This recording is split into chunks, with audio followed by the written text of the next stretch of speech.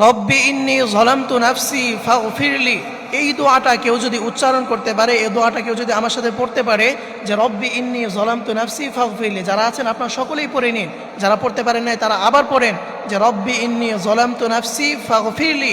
এই দোয়াটা কেউ যদি উচ্চারণ করে, আল্লাহর হাবিব সাল্লাল্লাহু আলাইহি ওয়াসাল্লাম জানিয়েছেন আল্লাহ তাআলা তার 500 বছরের গুনাহ ক্ষমা করে দিবেন। সুবহানাল্লাহ।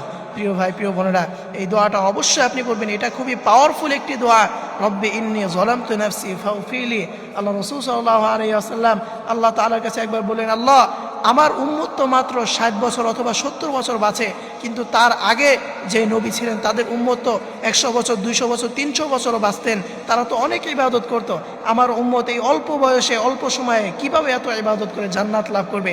তখন আল্লাহ রাব্বুল আলামিন জানিয়ে দিয়েছেন যে হে নবী, আমি তোমাকে এমন কিছু দোয়া শিখিয়ে দিব, এই দোয়াটা তুমি তোমার উম্মতকে বলে দিবে, তারা যদি এই দোয়াগুলো পাঠ করতে পারে তাহলে তারা তো 200 বছর, 300 বছর ইবাদত করতে পারতো, তার থেকে বেশি ইবাদত করার যে সওয়াব, সেই সওয়াব আমি আপনার উম্মতকে দান করে দিব। সুবহানাল্লাহ। প্রিয় ভাই, প্রিয় বোনেরা, এই জন্য এই দোয়াটা আল্লাহ রাসূল সাল্লাল্লাহু আলাইহি ওয়াসাল্লাম বলেছেন রব্বি ইন্নী যালামতু নাফসি ফাগফিরলি, আপনার 500 বছরের গুনাহ আল্লাহ তাআলা ক্ষমা করে দিবেন।